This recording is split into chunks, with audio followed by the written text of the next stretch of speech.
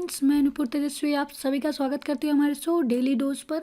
आज हम 11 अगस्त के करंट अफेयर्स पर डिस्कस करेंगे, साथ ही उससे डिटेल जानकारी भी देंगे।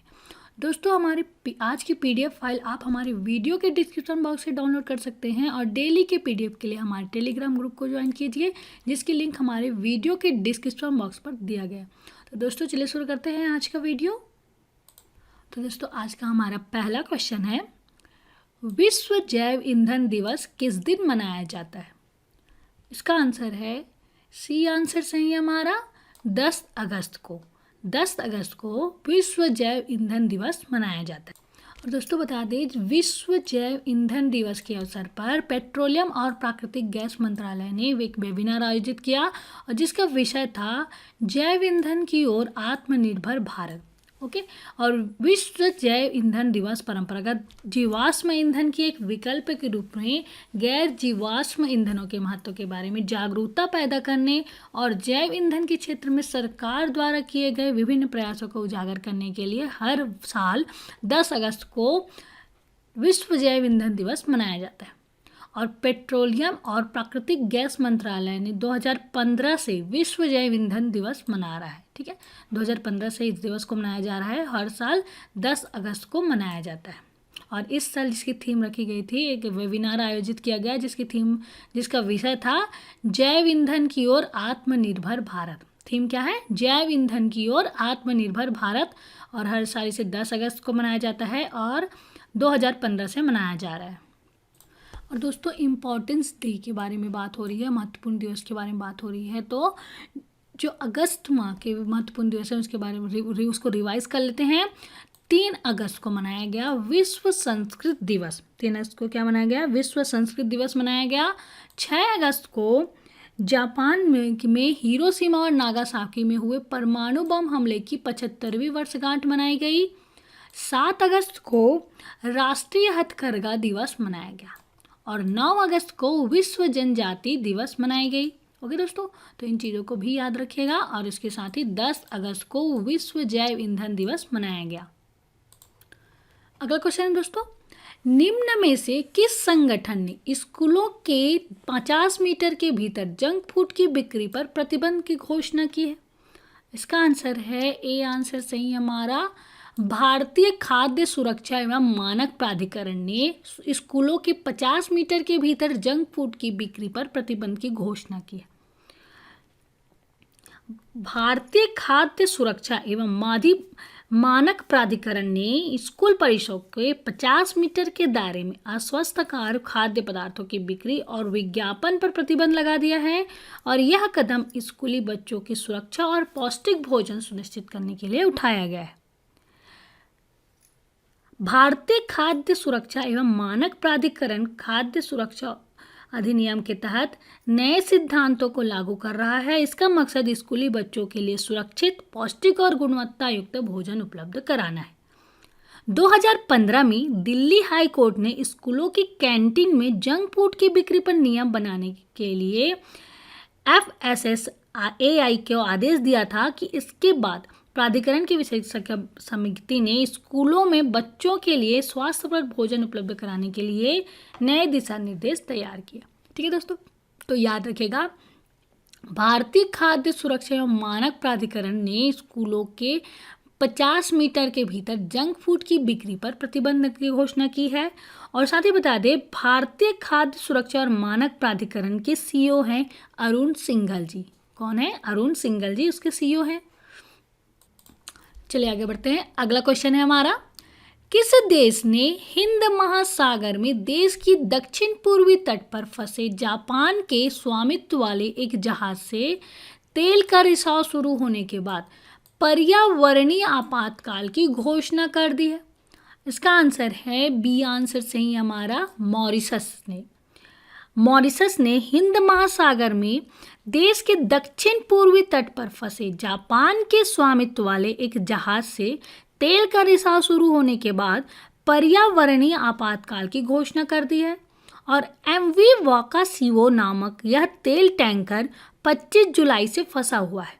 मॉरिशस सरकार का कहना है कि जहाज के निचले हिस्से में दरारें आ गई है और तेल का रिसाव हो रहा है। इसको देखते हुए प्रधानमंत्री प्रविंद्र जगन्नाथ ने पर्यावरणीय आपातकाल की स्थिति की घोषणा कर दी है और उनका कहना है कि जहाज डूब रहा है और मॉरिशस के लिए यहाँ खतरा पैदा हो सकता है। तो दोस्तों याद रखिएगा, मॉरिशस ने हिंद महासागर में देश के दक्षिण पूर्वी तट पर फंसे जापान के स्वामित्व वाली एक जहाज से तेल का रिसाव शुरू होने के बाद पर्यावरणीय आपातकाल की घोषणा कर दी। और दोस्तों मॉरिशस के बारे में बात हो रही है तो मॉरिशस की राजधानी है पोर्ट लुइस, मुद्रा है मॉरिशस रुपया और प्रधानमंत्री है प्रविंद जगन्नाथ।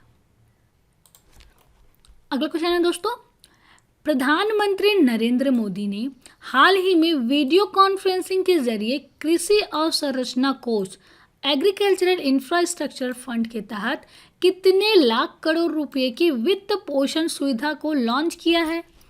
इसका आंसर है बी आंसर सही है हमारा, 1 लाख करोड़ रुपए की। प्रधानमंत्री नरेंद्र मोदी ने कृषि अवसंरचना कोष के तहत 1 लाख करोड़ रुपए की वित्त पोषण सुविधा का शुभारंभ किया और केंद्रीय मंत्रिमंडल ने पिछले महीने 1 लाख करोड़ रुपए की कृषि अवसंरचना कोष बनाने की मंजूरी दी थी। यह कोष कृषि उद्यमियों, स्टार्टअप, कृषि क्षेत्र की प्रौद्योगिकी कंपनी और कटाई के बाद फसल प्रबंधन में किसान समूहों की मदद के लिए बनाया गया है। और दोस्तों बता दें, कृषि अवसंरचना निधि के बारे में जान लेते हैं। कृषि अवसंरचना निधि ब्याज माफी और तथा ऋण गारंटी के जरिए फसल उपरांत प्रबंधन अवसंरचना एवं सामुदायिक कृषि परिसंपत्तियों के लिए व्यवहार परियोजनाओं में निवेश के लिए एक मध्यम और दीर्घकालिक कर्ज वित्त पोषण सुविधा है। इस योजना की अवधि वित्त वर्ष 2020 से 2029 10 वर्ष की होगी और इस योजना के तहत 3% प्रति वर्ष ऋण माफी तथा 2 करोड़ रुपए तक ऋण के लिए CGTMSE स्कीम के तहत ऋण गारंटी कवरेज के साथ ऋण के रूप में बैंकों और वित्तीय संस्थानों द्वारा 1 लाख करोड़ रुपए उपलब्ध कराए जाएंगे। और लाभार्थी में किसान, पैक्स, विपणन सहकारी सोसाइटीज, FPO, SHG, संयुक्त जवाबदेही समूह और बहुउद्देशीय सहकारी समिति, कृषि उद्यमी, स्टार्टअप्स और केंद्रीय राज्य एजेंसी या सार्वजनिक निजी साझेदारी परियोजना प्रायोजित स्थानीय निकाय शामिल है। ठीक है दोस्तों, इन लोगों को लाभ मिलेगा। किसान, विपणन सहकारी सोसाइटी, FPO, SHG, इन सब लोगों को इसका लाभ मिलेगा। और इसके साथ ही लाभ के बारे में जान लेते हैं। ये परिसंपत्तियां किसानों को अपनी उपज का अधिक मूल्य प्राप्त करने में सक्षम बनाएगी। साथ ही इन परिसंपत्तियों की बदौलत किसान अपनी उपज का भंडारण करने एवं उसे मूल्यों पर बिक्री करने, फसल बर्बादी को कम करने और प्रसंस्करण कर मूल्यवर्धन में वृद्धि करने में समर्थ हो सकेगा। तो दोस्तों याद रखिएगा, प्रधानमंत्री नरेंद्र मोदी ने हाल ही में वीडियो कॉन्फ्रेंसिंग के जरिए कृषि अवसंरचना कोष एग्रीकल्चरल इंफ्रास्ट्रक्चर फंड के तहत 1 लाख करोड़ रुपए का वित्त पोषण सुविधा को लॉन्च किया। अगला क्वेश्चन है दोस्तों, देश में रक्षा उपकरणों का उत्पादन बढ़ाने के लिए सरकार ने कितने उपकरणों के आयात पर रोक लगाई जाएगी? इसका आंसर है सी आंसर सही है हमारा, 101। देश में रक्षा उपकरणों का उत्पादन बढ़ाने के लिए 101 उपकरणों के आयात पर रोक लगाई जाएगी और इन वस्तुओं में बड़ी बंदूकों से लेकर मिसाइल तक शामिल है। रक्षा मंत्रालय ने 101 उत्पादों की लिस्ट जारी की है। इसका मकसद डिफेंस इंडस्ट्री को यह जताना है कि उसे किन किन चीज़ों की ज़रूरत है और वे इसके लिए खुद को तैयार करें। और दोस्तों वे अहम उपकरण हैं जिनके आयात पर रोक लगाई जाएगी। उनके नाम हैं हाईटेक हथियार और जैसे artillery guns, assault rifles, corvettes, sonar system, परिवहन विमान, हल्के लड़ाकू हेलीकॉप्टर्स, रडार समेत रक्षा सेवाओं की कई अन्य जरूरी वस्तुएं, पहियों वाले बख्तरबंद लड़ाकू वाहन, पनडुब्बियां, टोएड आर्टिलरी बंदूकें, क्रूज मिसाइलें, इलेक्ट्रॉनिक युद्ध प्रणाली, अगली पीढ़ी की मिसाइल पोत, फ्लोटिंग डॉक, पनडुब्बी रोधी रॉकेट लॉन्चर, कम दूरी की समुद्री टोही विमान, हल्के rocket launcher, multi barrel rocket launcher, missile destroyer rocket, दृढ़ता की सीमा से परे हवा से हवा में मार करने वाली मिसाइल अस्त्र MK1 आदि शामिल है दोस्तों। तो देश में रक्षा उपकरणों का उत्पादन बढ़ाने के लिए सरकार ने 101 उपकरणों की आयात पर रोक लगाई है। अगला क्वेश्चन है, श्रीलंका में निम्न में से किसने चौथी बार देश के प्रधानमंत्री के रूप में शपथ ली? इसका आंसर है डी आंसर सही है हमारा, महिंद्रा राजपक्षे। दोस्तों श्रीलंका पोडुजना पेरमुना पार्टी के नेता महिंद्रा राजपक्षे ने 9 अगस्त को देश के नए प्रधानमंत्री के रूप में शपथ ली और वे चौथी बार देश के प्रधानमंत्री बने। श्रीलंका के राष्ट्रपति हैं गोटबाया राजपक्षे, इसकी कैपिटल है कोलंबो और श्रीवर्धन जयपुरे कोट्टे। इसकी करेंसी है श्रीलंका रुपीस, श्रीलंकन रुपीस है। अगला क्वेश्चन है, किसे उज्बेकिस्तान गणराज्य में भारत के अगले राजदूत के रूप में नियुक्त किया गया है? इसका आंसर है बी आंसर सही है हमारा, मनीष प्रभात को उज्बेकिस्तान में भारत के अगले राजदूत के रूप में नियुक्त किया गया है। श्री मनीष प्रभात को वर्तमान में मंत्रालय में संयुक्त सचिव हैं। उन्हें उज्बेकिस्तान गणराज्य में भारत के अगले राजदूत के रूप में नियुक्त किया गया है। ये है मनीष प्रभात, जिन्हें उज्बेकिस्तान में अगले राजदूत के रूप में नियुक्त किया है। और उज्बेकिस्तान के बारे में जानते हैं, उसकी राजधानी है ताशकंद, करेंसी है उज्बेकिस्तानी सोम और राष्ट्रपति है शवाकत मिर्जियोयेव। अगला क्वेश्चन है, डेमोक्रेटिक रिपब्लिक ऑफ कांगो में भारत के अगले राजदूत के रूप में नियुक्त किया गया है। इनका नाम है, सी आंसर सही है हमारा, रामकरण वर्मा को। श्री रामकरण वर्मा वर्तमान में मंत्रालय में निदेशक को डेमोक्रेटिक रिपब्लिक ऑफ कांगो में भारत के अगले राजदूत के रूप में नियुक्त किया गया है। और डेमोक्रेटिक रिपब्लिक ऑफ कांगो की राजधानी है किनशासा, मुद्रा है कंगोलेस फ्रैंक। और इसके साथ ही दोस्तों रुद्रेंद्र टंडन को हाल ही में अफगानिस्तान में भारत के अगले राजदूत के रूप में नियुक्त किया गया है। मनीष प्रभात को उज्बेकिस्तान में अगले राजदूत के रूप में नियुक्त किया गया और रामकरण वर्मा को डेमोक्रेटिक रिपब्लिक ऑफ कांगो में भारत के अगले राजदूत के रूप में नियुक्त किया गया। अगला क्वेश्चन दोस्तों, पीएम नरेंद्र मोदी ने 10 अगस्त 2020 को पनडुब्बी ऑप्टिकल फाइबर केबल का उद्घाटन किया। इस परियोजना के तहत 2300 किलोमीटर लंबी केबल चेन्नई के साथ किस केंद्र शासित प्रदेश को जोड़ेगी? इसका आंसर है ए आंसर सही हमारा, अंडमान और निकोबार द्वीप समूह को। प्रधानमंत्री नरेंद्र मोदी ने 10 अगस्त को वीडियो कॉन्फ्रेंसिंग के जरिए अंडमान और निकोबार द्वीप समूह को जोड़ने वाली पनडुब्बी ऑप्टिकल फाइबर केबल की शुरुआत की और उसे राष्ट्र को समर्पित किया। प्रधानमंत्री ने 30 दिसंबर 2018 को पोर्ट ब्लेयर में इस परियोजना की आधारशिला रखी थी और यह सेवा 10 अगस्त को चेन्नई से पोर्ट ब्लेयर से लिटिल अंडमान और पोर्ट ब्लेयर से स्वराज द्वीप तक प्रमुख द्वीपों तक शुरू हुई है।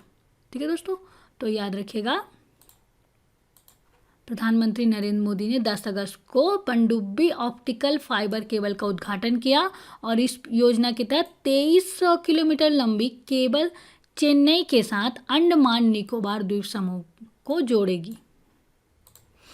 अगला क्वेश्चन है दोस्तों, वंदे भारत मिशन के तहत भारत लाए जा रहे हवाई यात्रियों की मदद के लिए भारत के किस एयरपोर्ट ने एक एयर सुविधा पोर्टल तैयार किया है?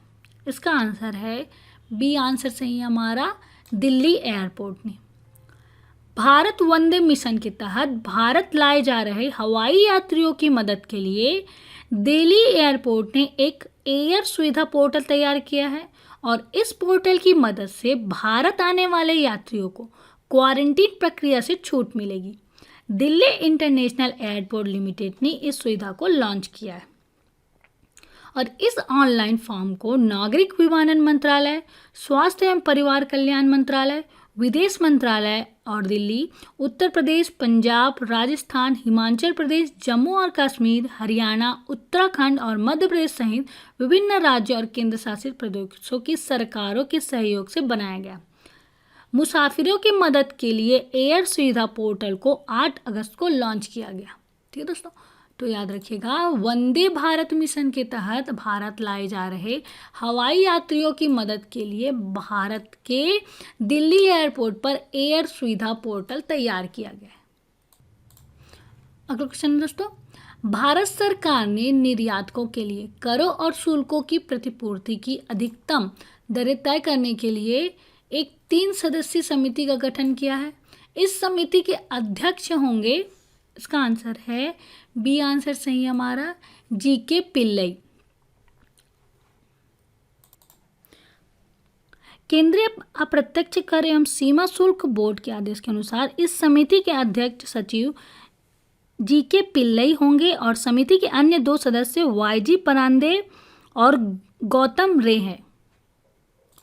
अगला क्वेश्चन है, हाल ही में रेल मंत्रालय ने वीडियो कॉन्फ्रेंसिंग के माध्यम से किस शहर में रेलवे के लिए एक समर्पित संग्रहालय का उद्घाटन किया?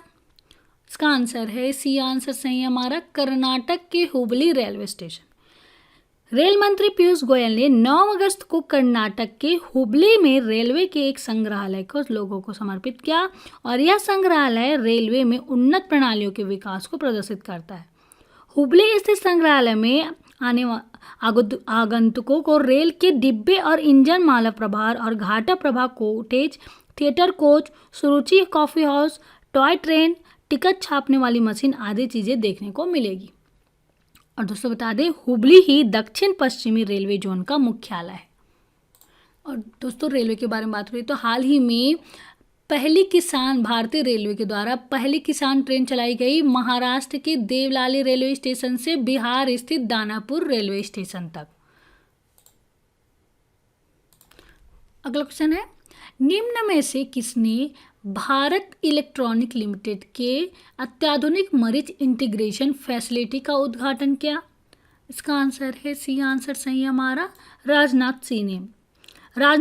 रक्षा मंत्री राजनाथ सिंह ने नई दिल्ली में डिजिटल माध्यम से रक्षा क्षेत्र के आधुनिकीकरण और उन्नयन की कई पहल का शुभारंभ किया। उन्होंने सार्वजनिक क्षेत्र के रक्षा उपकरणों और आयुध निर्माणी बोर्ड द्वारा नए ढांचागत सृजन का भी उद्घाटन किया। यह रक्षा मंत्रालय के आत्मनिर्भर सप्ताह का हिस्सा है। रक्षा मंत्री राजनाथ सिंह ने 10 अगस्त को भारत इलेक्ट्रॉनिक लिमिटेड BEL के अत्याधुनिक मरीज इंटीग्रेशन फैसिलिटी का उद्घाटन किया। BEL ने मरीज अत्याधुनिक टॉर्पीडो रक्षा प्रणाली का उत्पादन किया है और यह पूरी तरह से स्वदेशी प्रणाली है।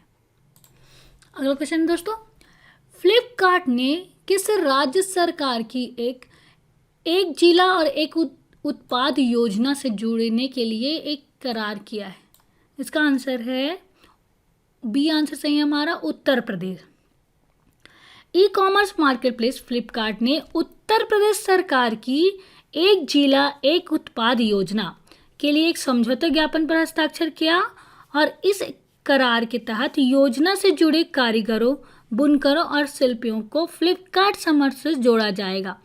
इस भागीदारी के तहत उत्तर प्रदेश के कम सेवा प्राप्त समुदायों को अपने विशिष्ट उत्पादों तथा शिल्पों को देश भर में लाखों उपभोक्ताओं तक पहुंचाने की सुविधा मिलेगी और फ्लिपकार्ट समर्थ इन कारीगरों को प्लेटफॉर्म से जुड़ने में मदद देते हुए उन्हें मुफ्त cataloguing, marketing, account management, business की जानकारी और वेयर हाउसिंग सपोर्ट प्रदान करेगा। और दोस्तों फ्लिपकार्ट के बारे में जान लेते हैं।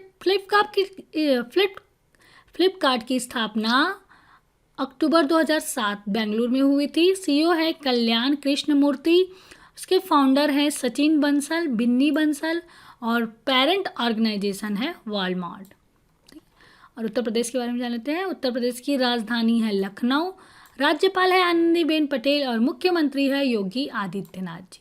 तो दोस्तों याद रखिएगा, फ्लिपकार्ट ने उत्तर प्रदेश राज्य सरकार की एक जिला एक उत्पाद योजना के जुड़ने के लिए एक करार किया है। ठीक है, अब महाराष्ट्र के बारे में जान लेते हैं कुछ। महाराष्ट्र में हाल ही में प्रोजेक्ट प्लैटिना के तहत दुनिया का सबसे बड़ा प्लाज्मा थेरेपी परीक्षण शुरू किया और पूर्व मुख्यमंत्री और वरिष्ठ कांग्रेस नेता का हाल ही में निधन हो गया। शिवाजीराव पाटिल निलंगेकर जो महाराष्ट्र के पूर्व मुख्यमंत्री थे, उनका हाल ही में निधन हो गया। उसके साथ ही दोस्तों महाराष्ट्र के अकोला में भारत एयर फाइबर सेवाओं का उद्घाटन किया श्री संजय धोत्रे जी के द्वारा। और इसके साथ ही भारतीय रेलवे द्वारा पहली किसान रेल महाराष्ट्र के देवलाली से बिहार के दानापुर रेलवे स्टेशन से चलाई जाएगी। और हाल ही में गूगल भारत के साथ साझेदारी की है महाराष्ट्र ने स्कूलों के लिए शिक्षण उपकरण प्रदान करने के लिए। महाराष्ट्र ने किसके साथ साझेदारी की है? गूगल भारत के साथ स्कूलों के लिए शिक्षण उपकरण प्रदान करने के लिए। ओके दोस्तों। और महाराष्ट्र की राजधानी मुंबई है, राज्यपाल है भगत सिंह कोश्यारी, मुख्यमंत्री है उद्धव ठाकरे। दिल्ली के बारे में जानें। दिल्ली में हाल ही में मुख्यमंत्री घर घर राशन योजना की शुरुआत की गई। उसके साथ ही भारत की पहली सार्वजनिक ईवी इलेक्ट्रिक वाहन चार्ज प्लाजा का उद्घाटन किया गया। और दिल्ली में हाल ही में रोजगार बाजार पोर्टल लॉन्च किया गया। और इसके साथ ही प्रदूषण से निजात पाने के लिए इलेक्ट्रिक व्हीकल पॉलिसी लॉन्च किया गया दिल्ली सरकार के द्वारा। और दिल्ली के मुख्यमंत्री हैं अरविंद केजरीवाल। मध्य प्रदेश के बारे में जानते हैं। मध्य प्रदेश ने हाल ही में एक मास्क अनेक जिंदगी जन जागरूकता अभियान की शुरुआत की। उसके साथ ही रोको टोको अभियान भी शुरुआत हुई है मध्य प्रदेश सरकार के द्वारा। सार्थक ऐप लॉन्च किया गया और कोविड-19 के प्रसार को कंट्रोल करने के लिए किल कोरोना अभियान की भी शुरुआत हुई है। और हाल ही में रीवा जिले में एशिया का सबसे बड़ा सौर ऊर्जा संयंत्र की भी स्थापना हुई। और मध्य प्रदेश राज्य सरकार ने छात्रों की शैक्षणिक नियमितता को बनाए रखने के लिए हमारा घर हमारा विद्यालय योजना की भी शुरुआत की। ओके दोस्तों। और मध्य प्रदेश की स्थापना 1 नवंबर 1956 में हुई। राजधानी है भोपाल, मुख्यमंत्री है शिवराज सिंह चौहान, राज्यपाल है आनंदीबेन पटेल और चीफ जस्टिस हैं AK मित्तल। और अगला क्वेश्चन है दोस्तों, तेलंगाना से 8 बार के सांसद नंदी एलैया का हाल ही में निधन हो गया। वह किस राजनीतिक दल से संबंधित थे? इसका आंसर है ए आंसर सही है हमारा, भारतीय राष्ट्रीय कांग्रेस से संबंधित थे। पूर्व कांग्रेस नेता और तेलंगाना से 8 बार के सांसद रहे नंदी एलैया का निधन हो गया। वह पहली बार 1976 में सिद्दीपेट से लोकसभा के लिए चुने गए थे।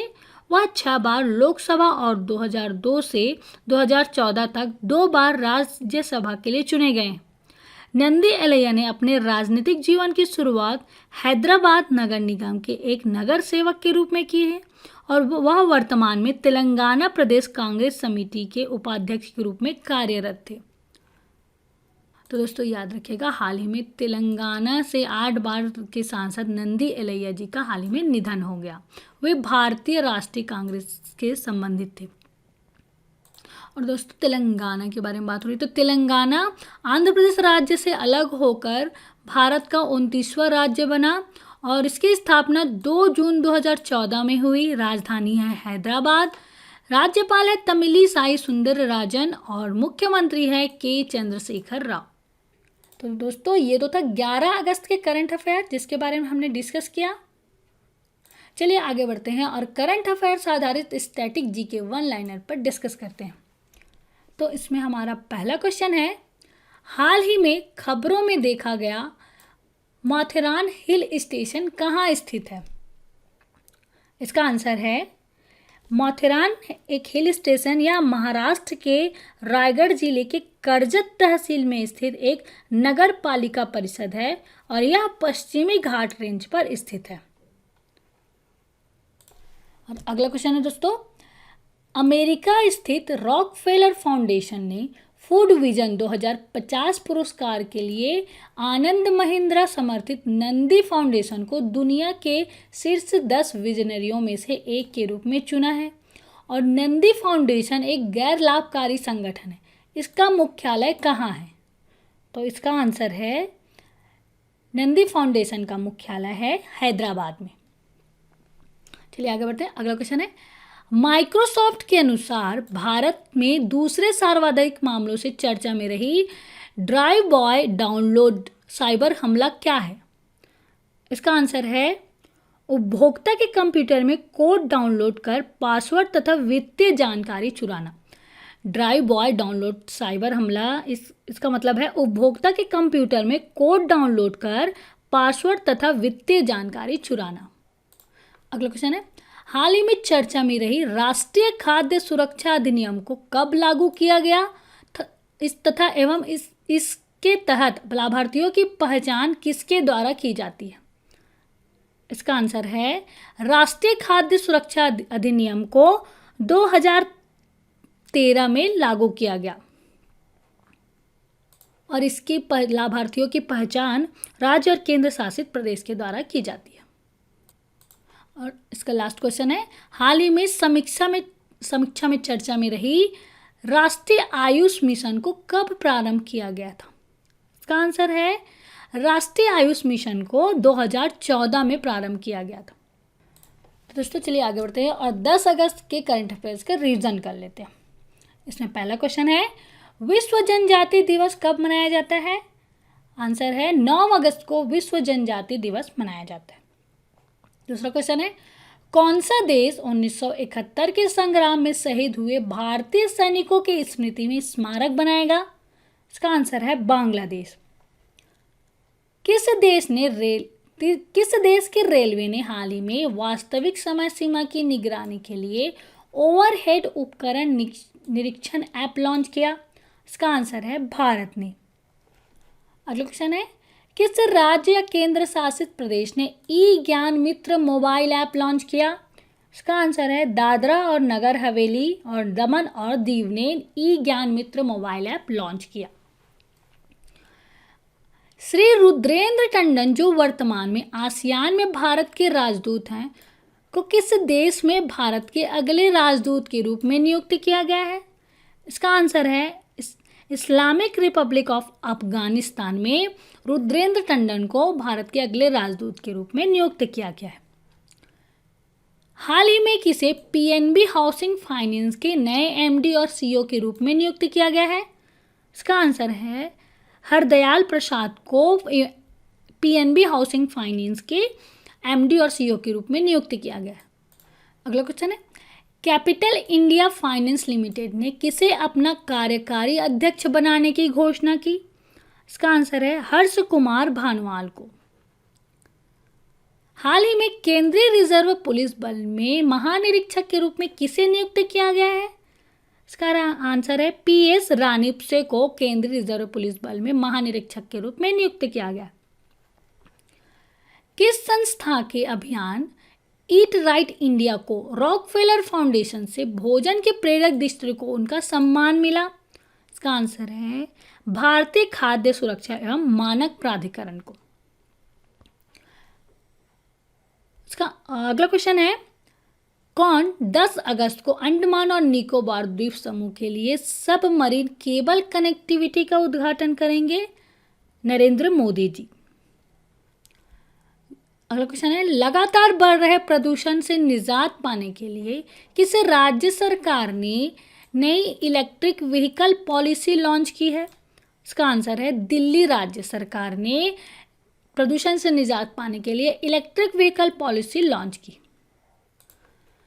अगला क्वेश्चन है, भारतीय रिजर्व बैंक ने बैंकर्स और उद्योग की मांग पर कारपोरेट कंपनियों के लिए ऋण पुनर्गठन की सुविधा की घोषणा की और भारतीय रिजर्व बैंक ने किसकी अध्यक्षता में एक विशेषज्ञ समिति के गठन की घोषणा की जो जरूरी दिशा निर्देशों को लेकर केंद्रीय बैंक को अपनी सिफारिश सौंपेगा? उनका नाम है केवी कामत की अध्यक्षता में विशेषज्ञ समिति के गठन की घोषणा की गई है। भारत किस देश द्वारा आयोजित सैन्य अभ्यास कॉकास 2020 रणनीतिक कमांड पोस्ट का अभ्यास में भाग लेगा? भारत रूस देश द्वारा आयोजित सैन्य अभ्यास कॉकास 2020 रणनीतिक कमांड पोस्ट अभ्यास में भाग लेगा। इसके साथ ही आगे बढ़ते हैं। हाल ही में कौन सा राज्य स्कूलों के लिए शिक्षण उपकरण प्रदान करने के लिए गूगल भारत के साथ साझेदारी करने वाला भारत का पहला राज्य बन गया है? वह राज्य है महाराष्ट्र। और इसके साथ ही लास्ट क्वेश्चन है, अमेजिंग अयोध्या पुस्तक के लेखक कौन है? इसका आंसर है नीना रॉय। अमेजिंग अयोध्या के पुस्तक के लेखक हैं नीना रॉय। तो दोस्तों ये तो था 10 अगस्त के करंट अफेयर्स का रीज़न। तो दोस्तों आज का वीडियो कैसा लगा प्लीज़ हमें कमेंट करके बताइए। अच्छा लगे तो लाइक कीजिए और ज़्यादा से ज़्यादा अपने दोस्तों को शेयर कीजिए। और अभी तक आपने हमारे चैनल को सब्सक्राइब नहीं किया है तो प्लीज़ सब्सक्राइब कीजिए और डेली की नोटिफिकेशन के लिए बेल आइकॉन को प्रेस कीजिए। तो दोस्तों कल फिर मिलते हैं एक नई वीडियो के साथ।